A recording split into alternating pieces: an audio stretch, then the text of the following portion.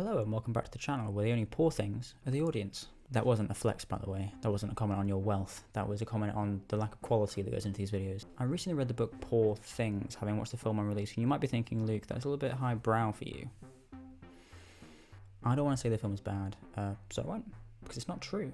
There are just a few key weird differences that confuse me, and not because I'm stupid, as true as that may be. The book was set in Glasgow. It was written by a man called Alistair Gray, who was born in Glasgow, lived in Glasgow, voted for the SNP, died in Glasgow. It's fair to assume he was a proud Scottish man. The film takes place in London, and I know already this sounds like a nitpick, picking just a location that's entirely inconsequential to the plot of the book, but try telling someone from Glasgow that London is exactly the same as them. There are two primary differences outside the setting, which I wanted to talk about. The first is the film and the book's attitude towards politics. Yorgos Lanthimos is pretty famously, I suppose, nihilistic. He likes to direct films without meaning, the point being that there's no meaning. I appreciate the irony in me trying to pull out meaning from a film about how there's no meaning. But the issue is that the book is not meaningless in its politics. Bella in the book is introduced to nihilism, to the sort of pointlessness of life, and rather than give in to that, rather than sort of feed into that cycle, she decides to fight against it, to try and help people. She becomes a full-blown socialist. The book spends tens and tens of pages talking about politics, primarily from the point of view of capitalism and Britain colonialism. And the point is that they're looking at it from the wrong way around. The point of view characters are incorrect in this conversation. And I won't pretend for a second that these pages are interesting to read.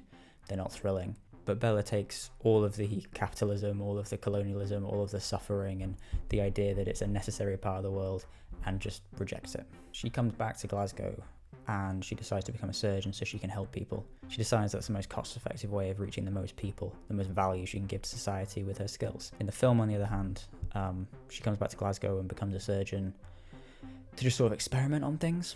She loves stabbing things and sewing them together and putting brains in things the brain shouldn't be in.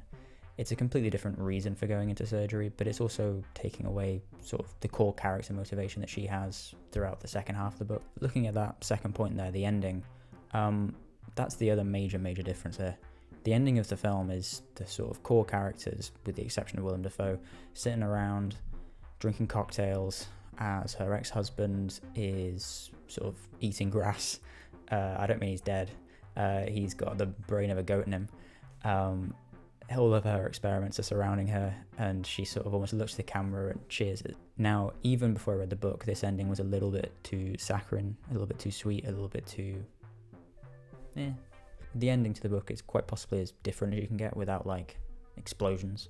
And I should probably tell you about the structure of the book and why that's different. The book takes place from McCandless' perspective.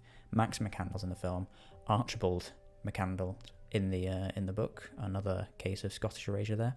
It's written as if it's his memoir. He's the point of view character for the entirety of it. You only hear about what Bella's been up to, and also what Duncan has been up to, through letters that they write to McCandless and to Willem Dafoe. The only point of view chapter that Bella has in the entirety of the book is at the very, very end. It's the final chapter, and it is after the memoir has finished. You learn in that chapter that her brain was never transplanted with that of a child. She is just a normal woman. She ran away from an abusive marriage to live with Godwin Baxter, who she met once before then. She married McCandless out of convenience. He was basically kind of like the traditional housewife role, but for her. The person that she did love was Godwin Baxter, Willem Dafoe's character, who unfortunately for both of them died. I imagine more unfortunately for him than her. This goes again against the view of him in most of the book, but also the entirety of the film as sort of an evil science genius guy who lied to Bella, who did a very, very sort of sketchy thing in putting a child's brain in a person's body. By the end of the book, you know that he's a kind-hearted man who helped someone who needed helping. And as I said before, she becomes a doctor because she's a strong socialist and she believes in helping people. She doesn't become a doctor to experiment on people like Godwin supposedly did. This all means that the whole premise of the book up to this point, and the whole premise of the film for the entirety of the film, is kind of a lie. The sort of concocted story by McCandless, who's sort of, I guess, a jealous husband seeing his wife succeed as much as she does, is another attempt to sort of say that men are taking the agency of a woman. She wasn't a superhero with sort of an origin story of having a brain transplant with her own baby. She was just a regular woman who saved herself and then decided to save everyone else that she could. In true Yorgos Lanthimos fashion, I also won't end this video with a conclusion or with a meaning. Feel free to draw your own. I just think it's very strange to have changed what are the two core parts of the story from the book. But all that being said, the film stands by itself as good. The film captures a good energy, even if it's not Scottish. It has wit, it has humour, the world looks incredible, the characters are 3D and realised. It's funny, it's dramatic, it is heartfelt. It's just not one that you should watch with your parents or in public.